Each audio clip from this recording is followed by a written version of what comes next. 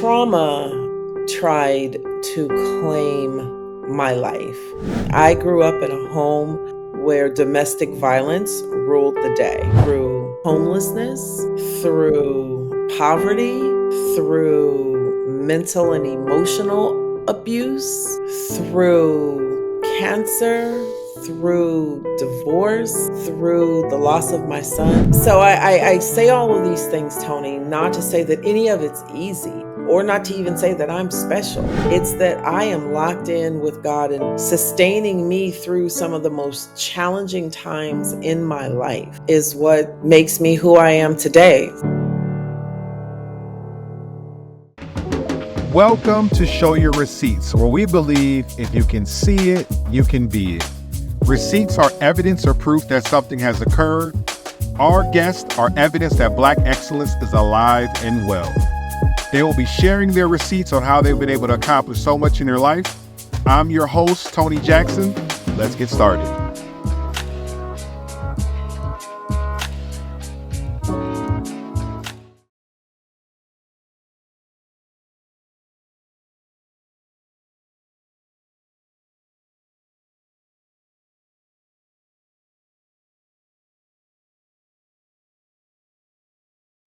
Welcome to Show Your Receipts, where we believe if you can see it, you can be it. I am super excited to introduce our guest today, Tammie Denyse. Reverend Tammie Denyse, she's not just an ordinary leader, she's a 17-year breast cancer survivor turned warrior for Black women battling that disease.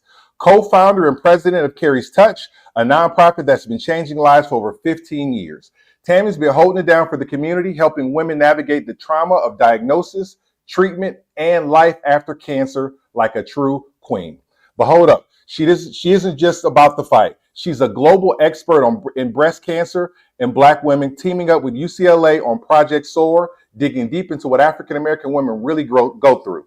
She's created programs from Sacramento to Ghana, spreading awareness, education, and hope worldwide. And if that isn't enough, she's a best-selling author with works that hit hard on survivorship and reclaiming life after tragedy. Tammie's got brains too. Degrees in human and community services, divinity, and community leadership from top schools like St. Mary's College, Berkeley School, and Berkeley School of Theology. She's an ordained minister, a TEDx speaker, a coach, and a nonprofit boss. Born in Indianapolis, but now repping Sacramento, she's all about lifting voices and breathing hope where it's needed most. When you talk about strength, leadership, and heart, Reverend Tammie Denyse is the real deal. She's not just surviving, she's thriving and helping others do the same. That's a story worth hearing, and I'm telling you, you want to listen closely. Thank you so much for talking to us, Miss Tammie. Good. First of all, are you for hire? I need you to introduce me everywhere I go. Hey, I'm excited to talk to you. And then I just realized, I do apologize, I called you Miss Tammie. Thank you for talking to us, Tammie. I am excited to hear your story. Listen, as I look through your LinkedIn page and a pre-interview questionnaire, I mean, you have an incredible story. I really believe that people are going to benefit from your story and hearing what you've done and how you've accomplished it. And so let's dive in. Let's go. So tell me a little bit about, so I know right now you work in ministry, you're passionate about ministry, you're passionate about nonprofit. Talk to me about what your day-to-day looks like as far as what you do and how you help people. So it's interesting that we finally connected this week because this is Holy Week. So my day to day is bonkers. I do ministry in multiple ways every single day, but because it's Holy Week, of course, my calling to preach the gospel of Jesus Christ is front and center and on stage, should I say. I preached last night the 7 Stations of the Cross. Tonight is Maundy Thursday. For those that don't know what that is basically the Last Supper. It's when Jesus washed the disciples' feet and then had the Last Supper. And then tomorrow, as many know, is Good Friday. And then it's Holy Saturday. Then it's sunrise. Shall I keep going? You add that into daily phone calls of women in need who are afraid, who have been diagnosed with breast cancer. You add that into women who have lost children, because, Mm, you know, we live in a time and place where Black bodies are not valued under any mm, circumstance. So the number of mothers that have experienced child loss is unprecedented. Um, mm. so, you know, and I do find time for self care in the midst of all of that, because I am only as good to others as I am to myself. So, Right. you know, I wake up about 5:30, spend some time with God, Mm, start looking at my day, prioritizing my self care, and then whatever is the priority of the day. mm. And so you are, you truly live your life as an advocate for other people. When you look at the things that you're doing, whether it's ministry, whether it's breast cancer awareness and the counseling behind that. Um, the question I have for you is, and you just kind of touched on it, um, how do you, as a person who is, your work is to pour out to people Mhm. everywhere you go, how do you make sure that you are still filled up, you are still, you have something to pour out? Because I know people are coming to you, they're looking for encouragement, they're looking for advice, they're looking for guidance, they're looking for hope. What is your approach to that replenishing and that self-care process? Mhm. Sleep. I prioritize sleep. I love sleep. Mm, Last night we drove to the Bay Area, which you're familiar with. We drove to mm, Oakland. That's where the preaching assignment is. And so traveling from Sacramento to Oakland, I requested the back seat because I was like, I'm not a good front seat rider, mm. because I'm going to sleep. Right, right, right, right, right. So, and I'm a night person, so I typically don't take early morning meetings. I Mm-hmm. don't talk to people before 8 a.m. Mm, You know, and it's rare that you catch me on camera before 10 a.m. mm-hmm, Um, mm-hmm, I just make sure that I have what I need, and that starts with God, my connection with God. mm, Do some affirmations, do mm, meditations and prayer. I try to eat right. I'm not perfect at it. I am mm-hmm, striving to be better at getting back into physical exercise. When you mm, have 12-hour days, sometimes exercise mm, can be a challenge to fit in, but I am reclaiming my time on that mm-hmm, and mm-hmm. re-engaging in that. So I say that to say that I'm not perfect at it, but I do strive toward it daily. Okay, okay. Mhm. Let's talk about your ministry work. Yeah. I grew up in the Baptist church, and I grew up in an old school church Uh-oh. where, yeah, I grew up in an old school church where you say, uh oh, Uh-oh, here we go. where it was uncommon, Hmm. not uncommon. You never saw a woman in the pulpit. Yeah. You never saw a woman preaching Mm. the gospel. And now, when I say, I'm talking about, this is when I was like 5, 6, 7, 8, 9, 10. Yeah. Obviously, the last 20, 25 years, that's not the case. But talk to me about, Yeah. have you experienced any unique challenges as a woman in ministry? Yeah, oh, absolutely. And, you know, sadly, it's not very far removed that there are still d- denominations that do not believe in women leading in the church, or women preachers. I am ordained in the AME church, which Mm-hmm. definitely celebrates women, or it, you Mm, know, acknowledges women. And you still have some men in the AME church who, you know, because the denomination accepts women, they don't mm-hmm. personally accept except Mm-hmm. women. But I Mm-hmm. happen to be privileged to be around a lot of men who do celebrate women in ministry because the journey is different. The road can be hard for women.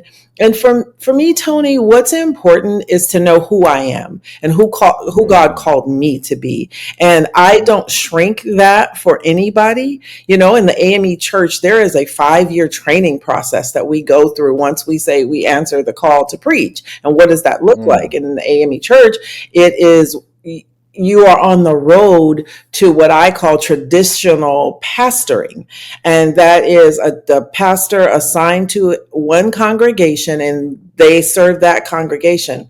Well, I haven't heard God call me in that way, even though I heard God call me to ordain ministry and in the AME church. And over the past 22 and a half years, I have just stayed true to who God called me to be. And I trust God to position me to do the ministry and the calling that God placed upon my life. You know, you talk about the things that I do. I get to do that globally as a pastor without walls. You know, I am not Mm-hmm. confined to one group of people that come through a certain set of doors on a Sunday morning. I get to minister to the world literally. And Mm-hmm. that's our mandate, right? Go ye therefore into all of the nations, preaching and teaching the gospels and making disciples of Jesus Christ. And so that's how I've navigated this space. It hasn't been easy. I've experienced a lot of church hurt as a result as Mm-hmm. well. And, you know, it's like a soldier. They go out to war and they get beat up. You send them into the med center. They bandage them up and they send them back on out there. And that's Mm-hmm. why self care is so important. Absolutely. You mentioned a term that I haven't heard before, but I think that I can infer what you mean. But I would like for you to kind of double click on that. Yeah. You mentioned a concept called church hurt. Ah, So talk to me about that. And also too, because I feel like we do live in a day and age where there are a lot of people who grew up in the church who who for whatever reason have removed themselves from the church. yeah. And I'm wondering, is this Yeah. church hurt concept apply? But talk to me about what do you think in regards to the church hurt? What is that? Yeah, so church hurt, you know, I don't know the official definition of it. I'll tell you my personal experience with it. Church hurt Mm-hmm. comes when when you go to what you think is a safe place and it's Mm-hmm. not safe and it causes you mental, emotional, sometimes physical or even financial harm. And Mm-hmm. it comes from the church. So, you know, you know, I know you have a structure for your interview and I don't want to get too far ahead of you, but my church hurt first came to me after the loss of my son. And Mm-hmm. there were a lot of things that I was going through. My son was murdered when he was 21 years old. That was Wow. almost 12 years ago. And trying to prepare a service for a 21-year-old in a predominantly mature congregation, meaning age wise, they didn't Mm-hmm. understand that wanted all the young people possible to be able to get to this service. Was trying to prepare them that there's going to be hundreds of people at this service, right? I was trying to get them to understand we weren't going to have a traditional service. We weren't going to sing the traditional songs. We were going to sing songs, A, that my son loved, B, that my son, that would be appealing to this audience of young people. Oh man, I got pushback from everybody you could think of. And I am on staff as a clergy person.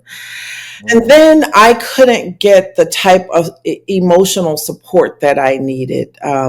2013 was a hard year for me. I lost my sister, who was my best friend. She was my business partner, the co founder of Carrie's Touch.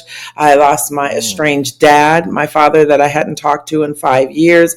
I was in bed because of a major back surgery. So I was bedridden for 4 months. And that's when I got the Mm-hmm. news that my son had been murdered. So I couldn't even get up and scream. I couldn't Mm. stand up on my own. Someone had to come Wow. and put a body brace on me and help me Mm. sit up. I couldn't do anything on my own. And I went to the church to support me, and they didn't. Mm. 12 years later, I can find forgiveness for them because Mm-hmm. I understand what God was doing in them. I now understand it. Mm. But when you're going through trauma, when you're going through pain, you don't want to be Mm-hmm. the person that's teaching people lessons. You just Yeah. want comfort. You just want relief from your pain. Mm-hmm. Mm. And so, how do so talk? Can you give some mentorship, some coaching to myself or to, well, I haven't really experienced it, but to somebody else out there who may have experienced church hurt? Yeah, How do you, if a person does go through that, how does one navigate that? Because what I would assume is that most people's natural response is church is bad. I'm not going to church. You know, all of these churches is the same. They just want your money. They're not there for you when you need them, and then they just kind of paint it with a broad stroke. right. What would you say is the correct response to experiencing something like this? Well, I don't be so bold to say it's the correct response because everybody's response is individualized. And so therefore it's going to be different because there's some women that have been raped by pastors. So my Mm, response to a church not being there supportive for me when my son died is going to be drastically different from a person that has been raped, male and female, mm, mm, by a clergy leader. You mm, have some churches where it's only about money and the people are impoverished and suffering, but the pastor has, lives in a big mansion and drives fancy cars. And so some of the experiences people have, I don't negate them, and they are very, very real. I tend to say that church and God are not one and the same. My relationship is with God. And even though in 2013, God and I struggled, but what I know is God's track record has been so solid in my life that I mm, knew in time that God and I would be able to reconcile our relationship. And so, mm, interestingly, what's happened with that church hurt is I left the AME church and I left for 10 years. And then I didn't leave mm, because I was angry. I left because God took me out of the church so that I could go heal. God sent mm, me into a beautiful healing wilderness, and so not a wilderness of trial and tribulation, but a mhm, wilderness that took me out of working in the church and being able to go be loved on. And I met a beautiful congregation.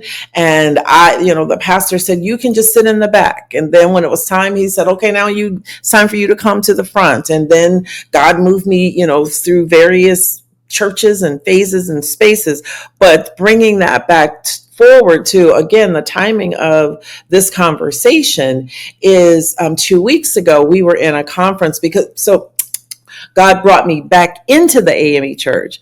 Now, the last thing you want to do is be hurt by something or someone and you leave, and then God says, nope, you're not done over there. You got to go back. And so, in mm, obedience to God, I went back to the AME church, and one of the leaders who, and I'll name him because it's important for leaders to be accountable for our mm, actions in our humanity. His name mm, is Reverend Dr. Harold R. Mayberry. He is a presiding elder in the California Conference, in Northern California. And he's just a brilliant leader and human because he came to me and he said, Tammie, he said, I apologize to you. I didn't do what I could and I didn't do what I should have when I heard that you were leaving the AME church. And he said, please forgive me, and mm, he said, I know that you're back and I am here to support you for you to be able to come back into the fold and do what God intended you to do. So my advice mm, would be first go to God. reconcile with God. God can handle it. God is no chump, mm, and God can handle our hurt, our pain, our anger. There have been times that I'm like, I'm not even talking to you, God, right now. Right? God ain't tripping on me. Right? God is not tripping on me. But go to God and tell God about mm, it. And then mm, be obedient when God tells you what to do. mm, The last thing I wanted to do, I told you, right? There's a 5-year training process in the AME church, right? mm, I left.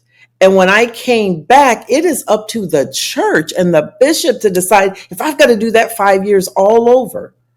Now, I mm, didn't have to, but what if there was a bishop that said, yeah, no, we didn't like how you left? You've got to mm, do that. So I didn't know what they were going to say.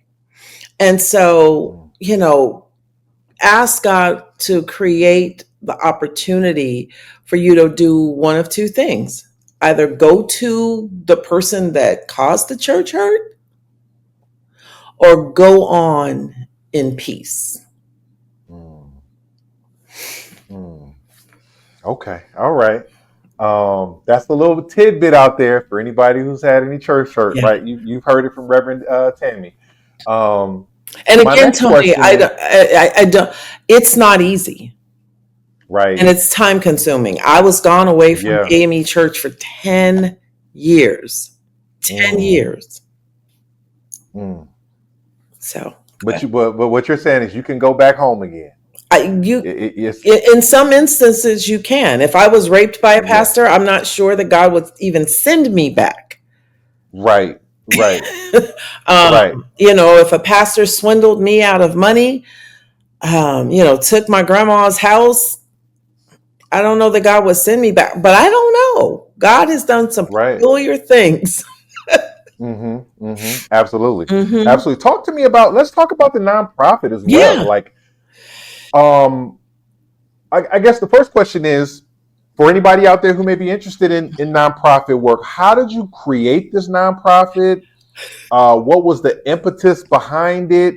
I'm sure there were some challenges along the way. I would love to hear about that. And then also just to what does it mean? Like, what is the day to day like as a person who is leading a nonprofit organization like yourself? Yeah. Yeah.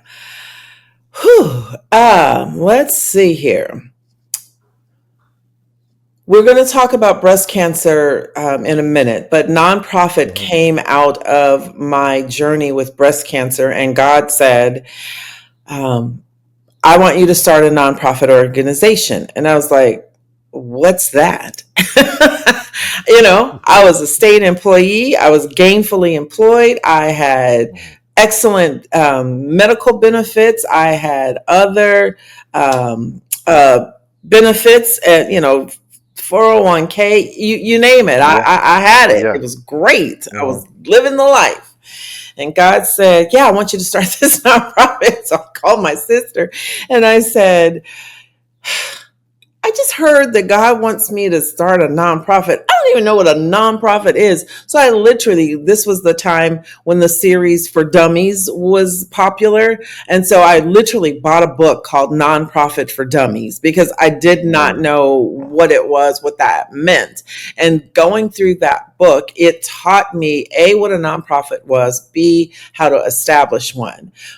It didn't tell me how to grow one, but it taught me some of the basics. And so, as a result of my breast cancer journey and not having the type of support that I would have liked to have had, mm-hmm. and to not be met with the egregious statistics that still plague Black women with mortality, you know I just wanted to see different things, and I wanted to see it from people that look like me, and it just wasn't there. There was one organization in the Bay Area, and I literally would drive from Sacramento to Oakland to go to this one support group that I found that was breathing life into Black women diagnosed with breast cancer. And so on a drive. I was in seminary in Berkeley, California, and I was driving to school one night, and I called my sister, and I was like, "God is telling me what to do," and so God was giving me this downloads, and that was our relationship. God would give me the downloads, she would write it out, she would organize it all. I was the face of the organization, she was the operations of the organization, and I knew that I wanted to be a voice to insert in the voices of Black women into a narrative that clearly had been, their voices had been excluded. I say that I go to places where women cannot, will not, or do not know how to go into themselves. I get the privilege to sit at tables where these women don't even know about that these tables exist. And I am typically the only one in the room that cares about the well-being of the woman. I believe in science. I was in a clinical trial, so I know the importance of clinical trials for the advancement of medication. But I also know that I don't care how good your clinical trial is, it doesn't benefit the woman if she's dead, if she's mentally, physically, emotionally, financially dead. So in addition to that side of the work, I always look at the woman and humanizing her and her experience. And, I tell the Carrie's Touch tribe, I say that we are only as good of an organization as we are to the woman who is most in need. What? Go ahead. No, I was going to ask a follow-up question. What unique challenges do Black women face when it comes to breast cancer? I mean, we know that it's a woman issue, Yeah. and it's a major issue. Cancer overall in the U.S. is a major issue.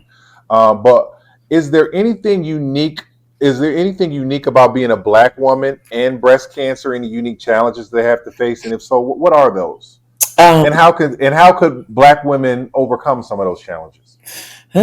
Ooh, you are so you are asking some Hail Mary questions. They are not that easy when you are gifted and talented. A quarterback will throw the Hail Mary, and if he's got the right person that gets to the right spot, that's a successful play. Otherwise, it just looks like he's throwing the ball in the air, right?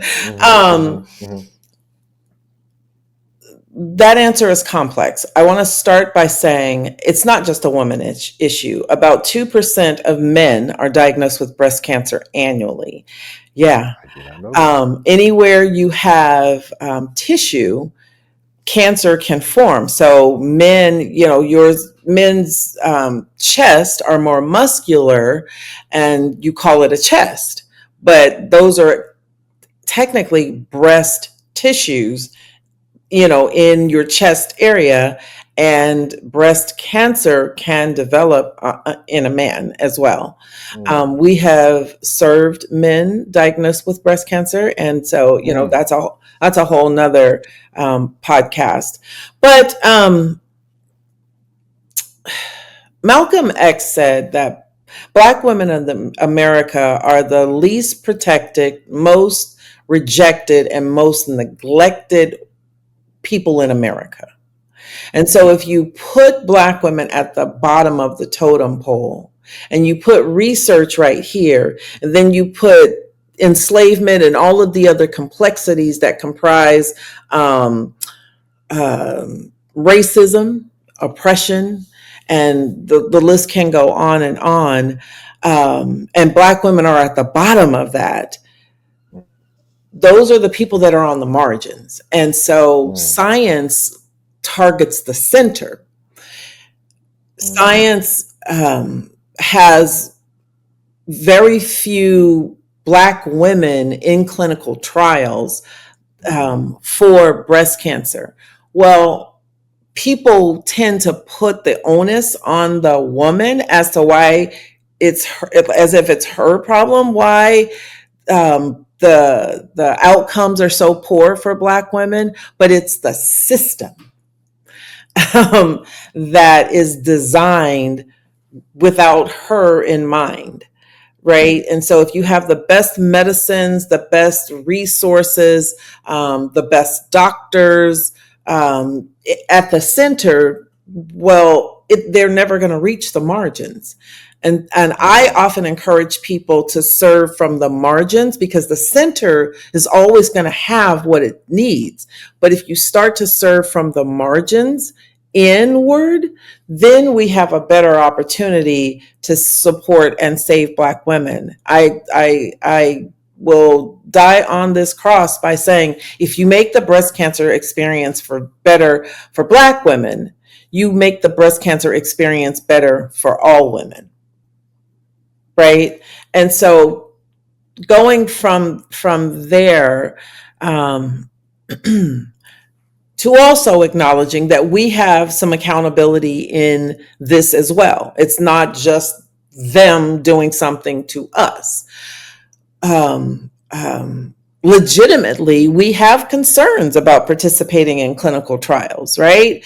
This country has not been kind to Black bodies in clinical trials, going all the way back from Tuskegee to, a few weeks ago. If you look at Black maternal health and you look at the number of Black women and children who die, Black women die, in childbirth or shortly thereafter, that number is, over the top. And I remember the Texas governor said, well, Black maternal health is not an issue if you take Black women out of the equation. I was like, wait, what?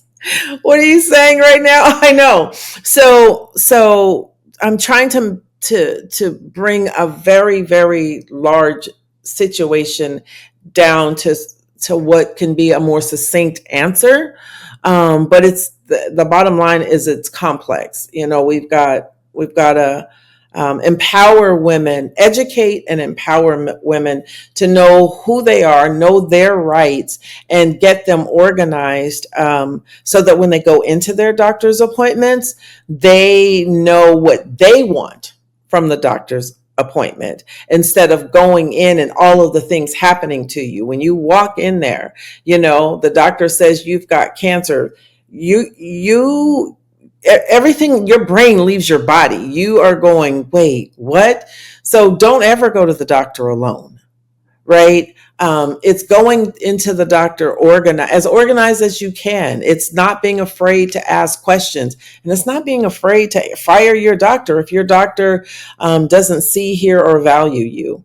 So those are some of the responsibilities that Black women can take themselves into a doctor's appointment to make things better for them.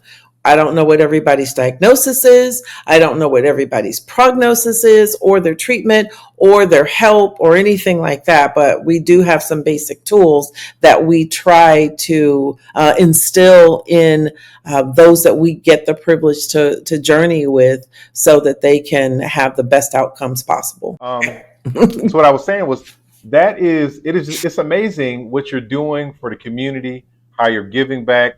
And I love how you continue to mention that, you talk about the science, and you acknowledge the science and the treatment part of it, but you also talk about the human being and the emotional side of it and the interpersonal connections that you're making. And so it's incredible what Carrie's Touch is doing. Talk to me about, what does it look like, the day-to-day operating of a nonprofit? Is that where you're just like doing fundraisers and asking for donations and applying for grants, and like, how does that whole process work, and what do you have to be good at? Like, what kind of skill set is required to be able to thrive in this field?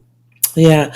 Well, I think that the skill set that I need to thrive is I have to be good at people.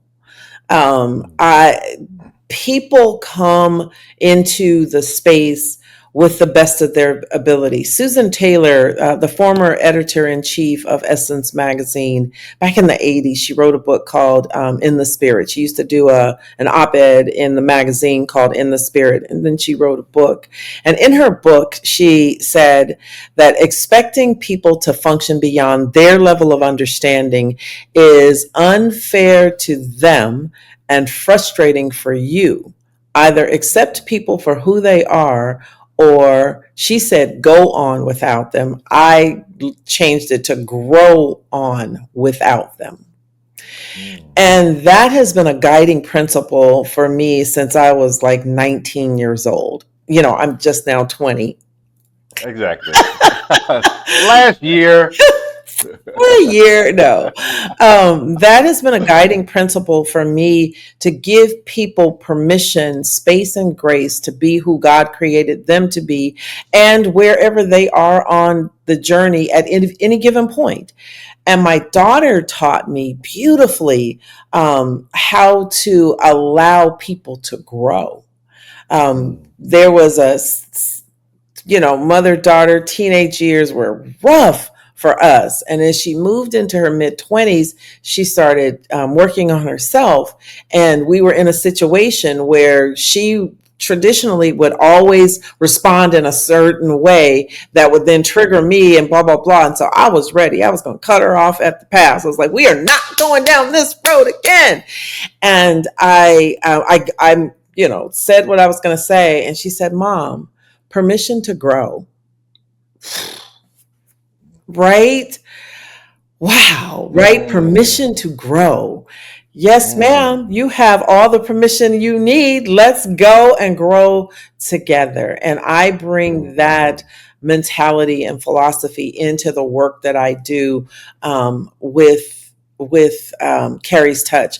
My late sister, she was this person that always saw the best in everyone, but to a fault, right? If, say, that situation with my daughter, had I possibly not responded the way I responded, we could have gone down the same road Mm. because we would have done the same things that we had always done. But because Mm. I interjected my comment and brought the situation to light, my daughter was able to say, permission to grow, right? But my sister would always say, oh, well, they're going to do better. Well, they're going to do better. And I'm just like, yeah, but how many do betters do we give them from a Yeah. business perspective? Because it costs us money, Right. right? That is a fiscal irresponsibility to allow people to continually not show up and be who they say they want to be. So I Mm-hmm. have I have a very love based leadership style, and in Mm-hmm. my coaching, I learned that I had to manage that, and I had to have clear, clean, firm boundaries because people will Mm-hmm. take advantage of it when they make a mistake and you don't berate them and beat them over the head and dock them and do all of these things. But in love, you say, I understand, you're human. We all make mistakes, right? My expectation is you will go and you'll learn from that mistake, and then you'll come back and you'll be better at it the next time. And as long as Mm. there's forward movement, I can work with that person. And sometimes people are just not in the right position. Mm-hmm. So asking people, where do you want to be? And so that becomes a difficult decision, because if the person wants to be in a space that either the company isn't hiring for, Mm-hmm. or I don't feel that you will be good in that space, my hope Mm-hmm. and desire is that we have built a solid enough relationship of mutual respect when I say, this is not your ministry, not here. Yeah. Mm-hmm.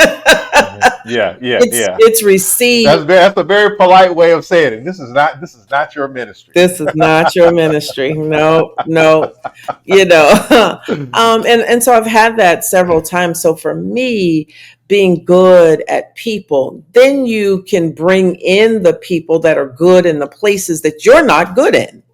Mm. Right, then you bring in, like, I'm a creative, and so I can think of ideas all day long. I'm Mm-hmm. not the most organized in bringing those Mm-hmm. all into to play, right? My Mm-hmm. sister, she was that person, and now my niece, who's her daughter, she's that person that she takes all my thoughts, she puts them on a Trello board, and it all makes sense. And I'm like, how'd you do that?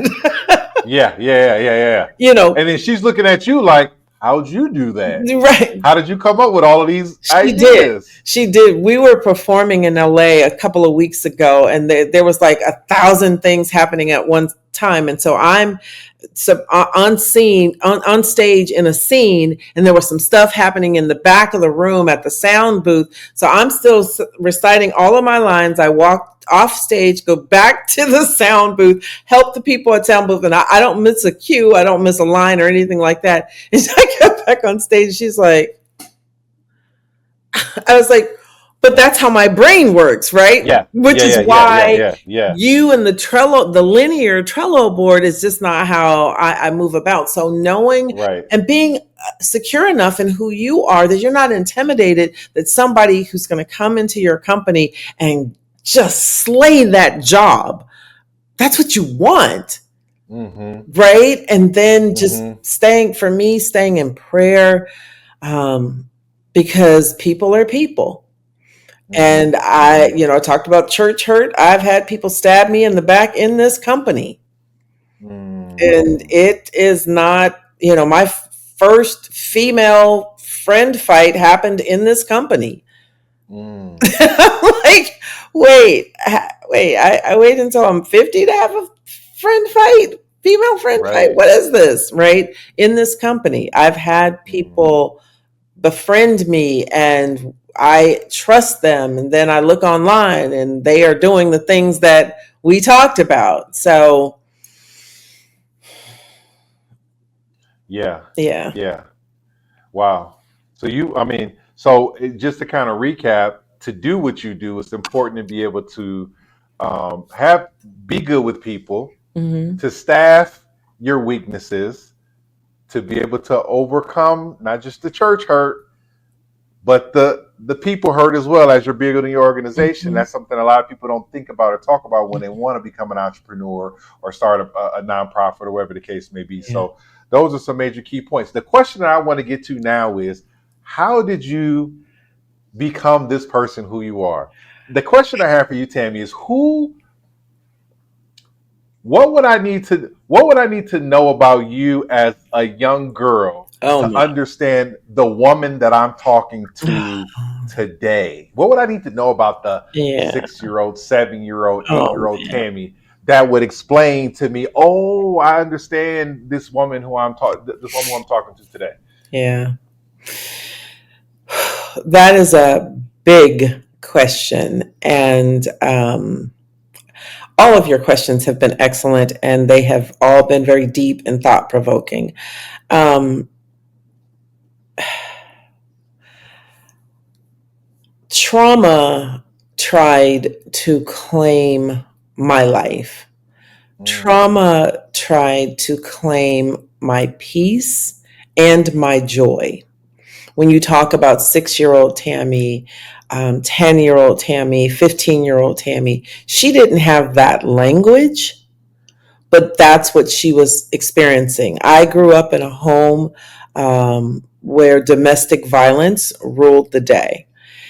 I mhm, grew up in a situation as a stepchild, and the man that abused my mother, who was not my father, would sometimes look at me because I look so much like my father, and just decide to beat my mother mm, on principle. He mm. later took her life in front of myself and my siblings when we Oh were my very young. God. I was the eldest. I was 11 years old. And I recently learned that two of my um, three other siblings also saw it. I always thought they didn't see it. And we were having a Mm, conversation a few years ago, and I learned that they saw it. And we were raised in the church. Um, we talk about, we have podcasts like yours. We talk about trauma. We talk about safe spaces. We talk about therapy in 2025. But in 1976, Mm, not so much. mm, Our grandparents, our elderly grandparents, took in these four children. I was the oldest at 11, the baby was 5, mm, who were the children of their late daughter. mm, So now, also having the experience of losing a child, I have a better understanding of the place that they were in. And as I said before, I'm a creative. And so I could always use my mind to escape. And back in the day, I don't know how old you are, but back in the day, there was this thing called Walkman.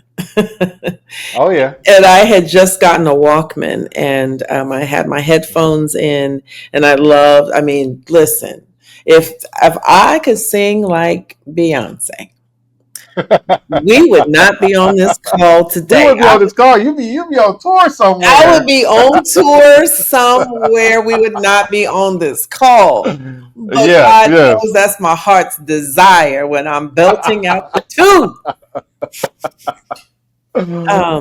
And I was listening to a song that Dolly Parton sang first, George Benson sang second, but Whitney Houston made it popular.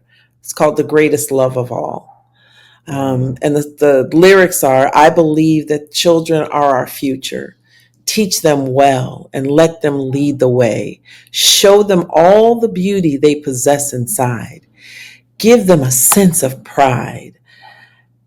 Um, so they can be, I lost the rhythm, and so I can't do it if I don't keep the rhythm. But in there, let give them the to children teach. laugh Right there, and right? Yeah, yeah, come on. remind me. Yes, Remind them yeah. how it So used to be, right? used to be, I yeah. decided long ago whether to walk Whether in to anybody's walk in shadow. anyone's If I shadow. fail, if I succeed, at least I'd live as I believe, because the Mm, greatest love of all is inside of me. mm, And I was probably about 12 or 13, sitting on the sofa at my grandparents' house. And that song, A, showed me who God was. mm, B, showed me who God was in me. And that I mm, possess the power to curate the life that I wanted.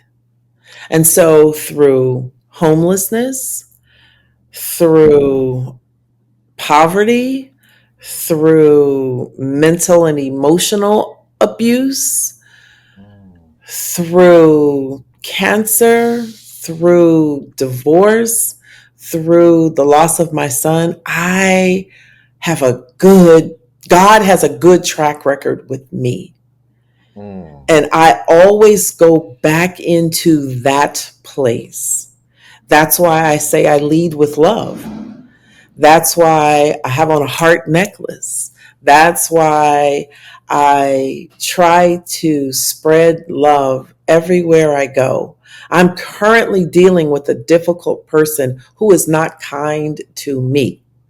And God has called me to be kind to them.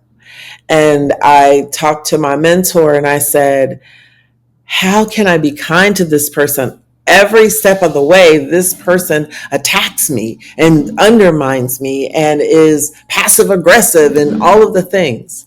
And my mentor said, well, you always talk about leading in love. Lead in love. mm, So I say all of these things, Tony, not to say that any of it's easy or not to even say that I'm special.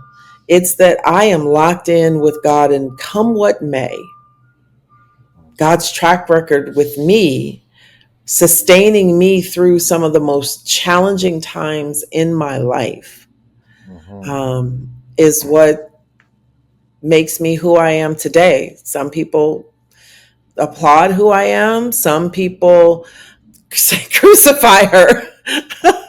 And it doesn't matter what they say, because that my goal is for, no matter what anybody says, for to not to change who I am at my core. Absolutely. Man, I mean, you truly have a survivor's story. Hmm. And so I'm just thinking like you're 11 years old, you're going through all of these things. You Hmm. see your mom's life being taken away right in front of you, Hmm. along with your siblings. How did that impact? How did you get past that? Like Yeah. how did you? And I'm not saying get past, that's not something you probably ever get past. But how did you manage all of those feelings and emotions? You're going into your preteen years, high school is coming up. How did you deal with all of that during that time in your life? Whew. So it's a thing. Sometimes when you don't know what you don't know, it actually can protect you. Because if I knew Mm, what I know now, I would have been trying to process it.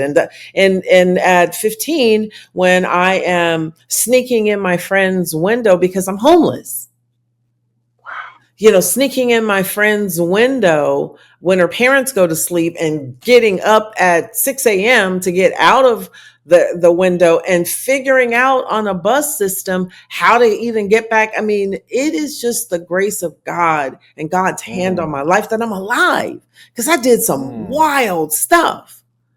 mm, For a hot second, I dabbled in drugs, both, smoking and selling, because I mm, needed money for college.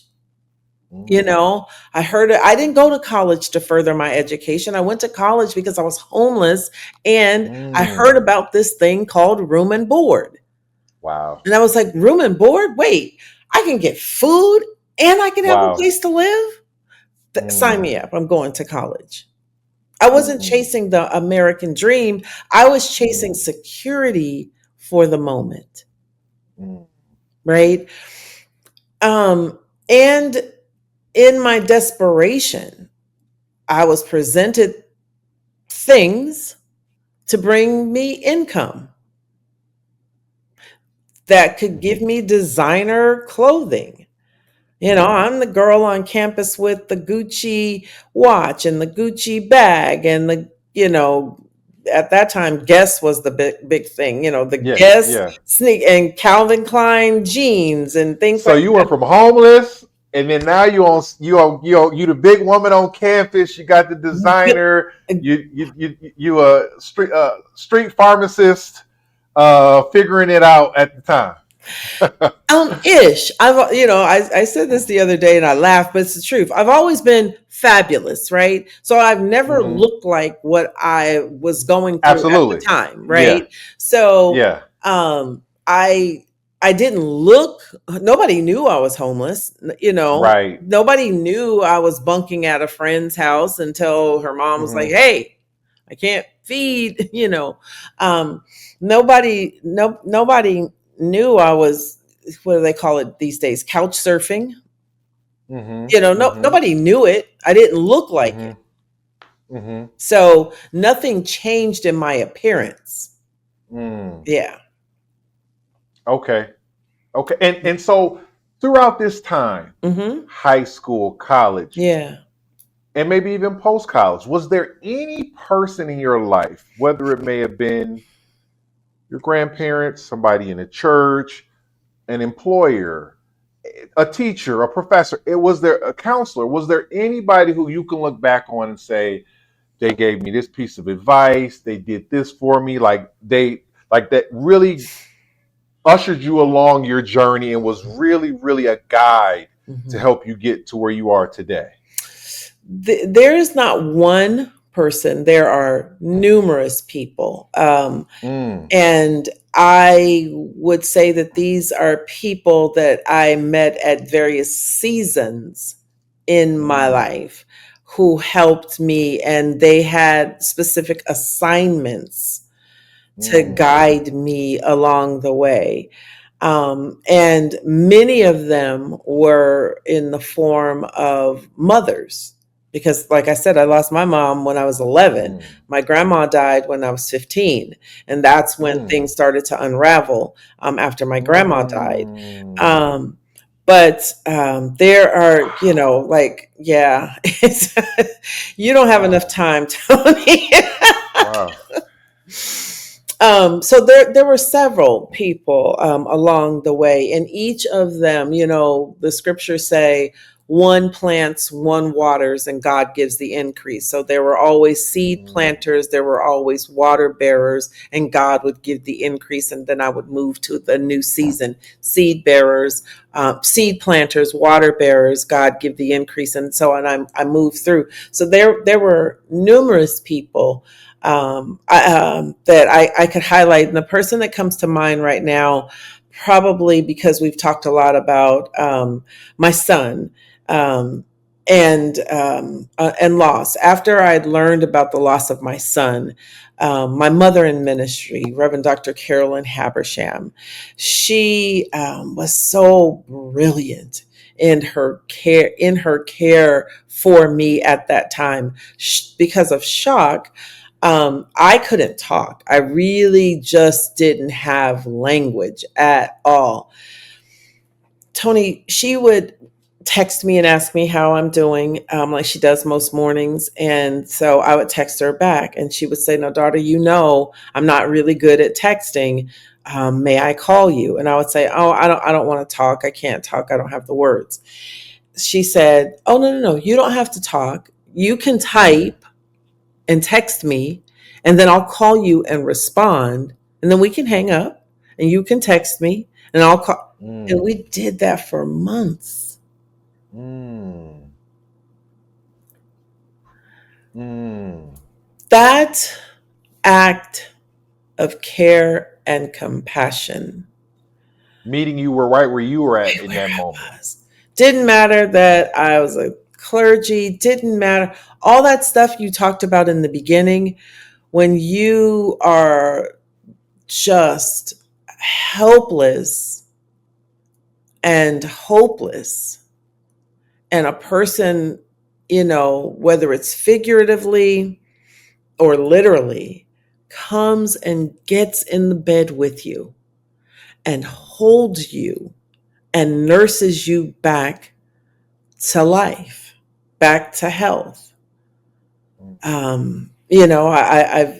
My children, knowing that, I never wanted kids. I had such a difficult childhood that I never wanted kids because I had no control over whether or not somebody was going to take my life when they Mm. were babies. So I always feared them not being able to grow up and meet with me. And I didn't want children, but having children has been one of the greatest gifts and one of the greatest teachers.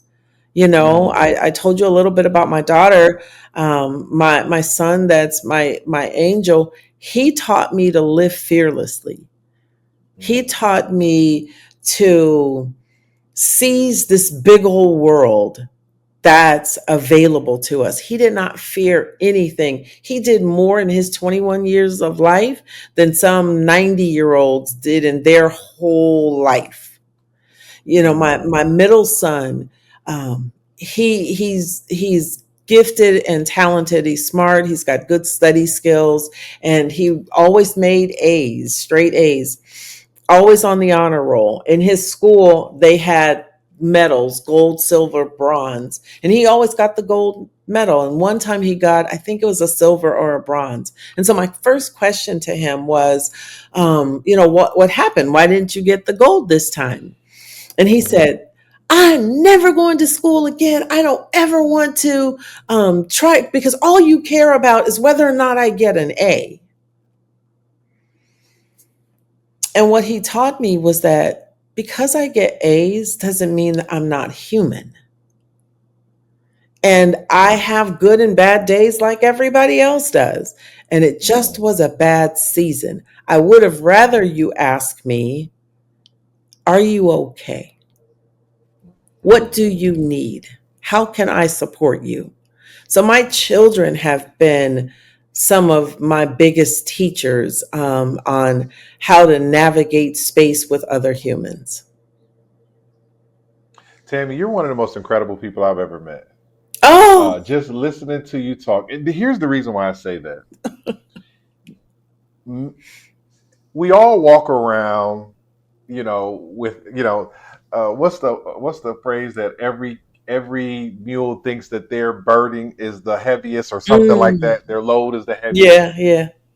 Listening to your story, what you've been able to overcome, the domestic violence, the murder of your mother in front of you, the subsequent loss a few years later of your grandma, the then being homeless as a teenager, Mm-hmm. the then, breast cancer diagnosis, and Mm-hmm. then, the loss of your son. And I'm sure that we have, it's probably more stuff that we haven't even been able to discuss, but Right. your reaction has been not to be a victim of those circumstances, but Mm-hmm. you literally dedicated your life in response to that, to giving back and serving others. Yeah. While so many people would use that as a reason to be down in the dumps, to Mm-hmm. be in depression, addictions, all these other things.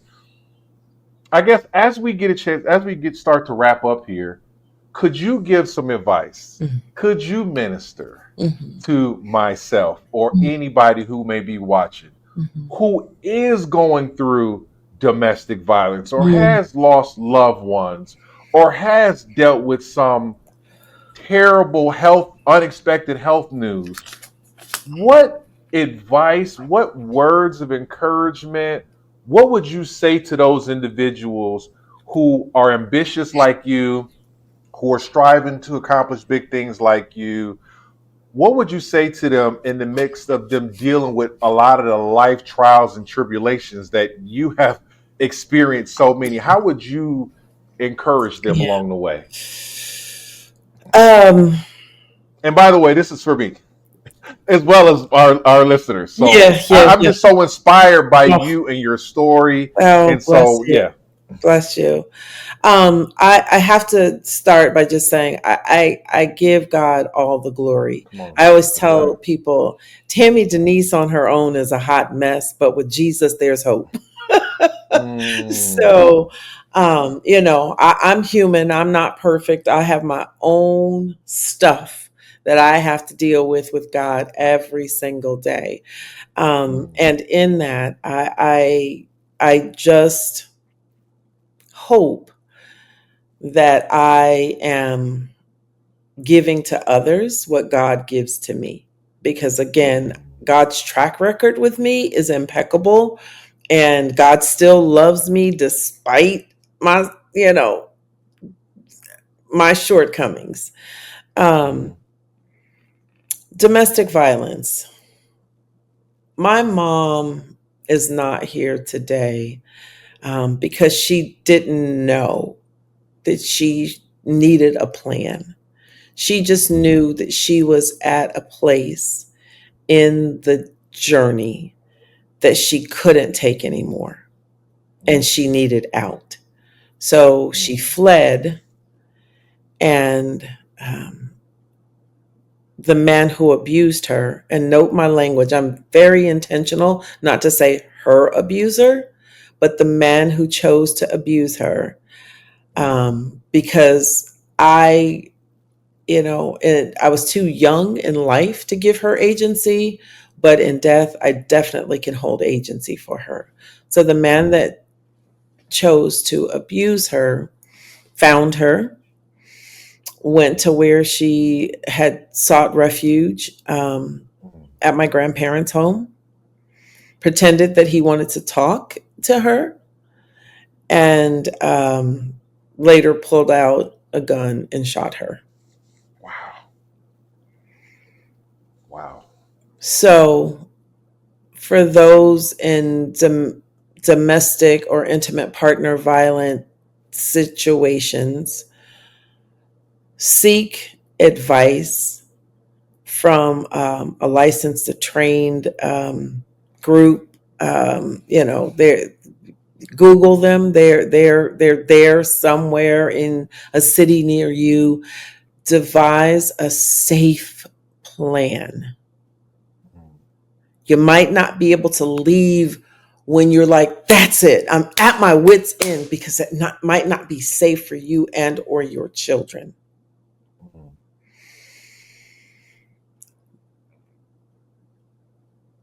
Yeah, Wow. that's what I would say regarding domestic violence. Yeah. Other life challenges. I would say that you have to put on your own oxygen mask first. So many of us, and even in the news, right? Something happens in the Black community, right? A mom will, parents will lose their child. And then on the news, you see the family who just lost their child calling for healing in the community. I would not have done well had somebody stuck a microphone in my Mm. face with a camera asking me what did I have to say about the loss of my son. In fact, Mm. well-meaning church folk ran to my bedside and said, "Oh, weeping may endure for a night, but joy will come in the morning," Come right? in the And morning. oh, Yeah, this yeah, yeah, and yeah. God is going. This is going to bless God and God's people. And I was like, I don't want to bless God and God's people. I want my son. Right. Don't come telling me that weeping may endure for a night and joy will come in the morning, because I learned about my son's murder at 7 a.m. So I couldn't sleep for fear of waking up and having to relive that. I was traumatized. I was experiencing Mm. PTSD. So I didn't want anything to do with mourning. Right. It wasn't until many years later that I realized that God was saying, but joy will come in the MOURNING.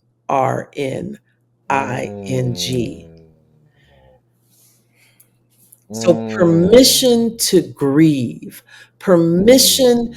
to time out, take a time out and take care of Mm. yourself. Put on your own oxygen mask first. 2013, lost my sister. I've already told you, lost my sister, my dad, back surgery, my son. Mm. 2014, I tapped out. Even with Carrie's touch, I told the folks, I said, "Hey, I don't have it. I that year we raised $24,000 for the entire year." And the survivors and leaders, and at that time I didn't have a staff, it was primarily me and my working board. um, they said, "We will keep Carrie's touch running. Mm. You go heal and we will keep Carrie's touch running." So taking care of yourself first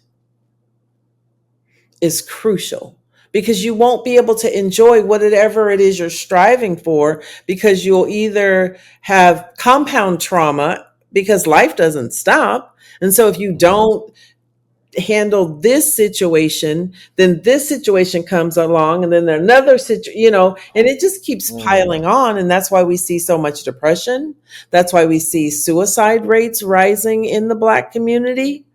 Mm. Black teens have the highest suicide rates. I think it's between 18 and 25 since 2020, Wow. right? Wow. Everybody wants to be an influencer. I'm online, but I'm just not like this person that's always online. I need my peace. Right.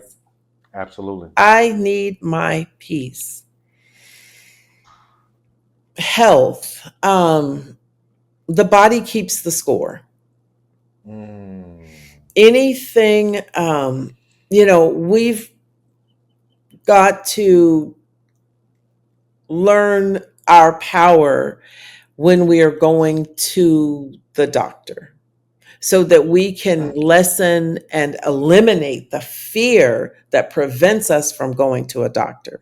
We get Mm. to a doctor, and by the time we get there, whatever the thing is, it's so far advanced, the doctors really Mm. can't help us. Mm. But if you go early, you have more treatment options available to you. Mm-hmm. I had an Mm-hmm. aggressive cancer that had already spread, but we caught it early. My doctor said, Mm-hmm. we're going to take you just above the brink of death to save your life. You in? I said, I'm in. Let's go. Mm-hmm. It was hard. My doctor said I was the sickest patient they had seen in his 20-year career as an oncologist. He said, we've got Wow. 80-year-old women handling this chemotherapy better than you. I Mm. said, okay, what's that got to do with me? And And what? My God told me that I was healed. My God told mm, me that I was on assignment, and I said yes to God. mm, All of this is preparation. mm. Wow. Yeah. Wow. Tammie, Yes, sir. this has been one of the best conversations I've had on this Hmm. platform. Wow. I think that your story, and I know that we've only scratched the surface. We didn't, we're kind of coming to the end of our time right now. But I just want to thank you for uh, being so transparent, Yeah. for sharing some very traumatic and Hmm. difficult situations that you've been able to get through and overcome. And I want to thank you just for the life that you live is an example to Hmm. how people can not just react but respond to tough times. Hmm. The way that you're spending your energy, giving back through ministry, giving back in regards to cancer prevention and counseling is just a testament to the person that you are and what you've overcome and how you are not a victim, but you're a victor of those Hmm. circumstances. So thank you so much for taking the time to chat with me today. Thank you. Thank you for the privilege and the opportunity. One note of advice, you may want to, because I do talk about some pretty traumatic things in this Mm, conversation. You may want to put a mm, trigger warning notice out mm. for people so that, That's a good point. they don't just happen upon, because this is That's not, a good point. this is not easy conversation. This is the deepest, I've never had this level of conversation, this deep level of Mhm. conversation with anybody. So I Yeah. didn't even think about that. Yeah. Yeah. But thank you for giving me that note. I will definitely Yeah. we'll add Yeah. that in the post production. Right. Um, Thank you so much. Thank you. It Thank you. was a pleasure talking to you, Tammie, Likewise. and we appreciate everything that you do. Yeah. You are a champion for the community. You Yay. have lived your life as an example of an overcomer, and Mhm. I am just grateful to get a chance to meet you. And Likewise. where can people? I know you're not on social media a I lot, am. but I'm on social. oh, oh, you are on I'm on social social. I just don't post every day. every day. My So people are where like, can people find you? yeah, they can find me on IG. I am Tam Denise. Denise is spelled Denyse. I'm on all the platforms. I'm on Facebook. Well, I shouldn't say I'm on all the platforms. I'm on TikTok, but more as a voyeur. I don't post on Yeah, yeah, TikTok. I just watch yeah, the videos. But I am yeah. on LinkedIn. I am on Mhm. Facebook. I'm on Instagram. Okay, perfect. We'll put Mhm. all of your handles Yeah, in the link in the description below. yeah. Thank you so much, Tammie. We really Thank you. appreciate And you. if anybody wants to donate to Carrie's Touch, you can do so at www.carriestouch.org. We'll put a link below for donations for Carrie's Touch. Thank you. Thank you. Thank you. Take care. Take care.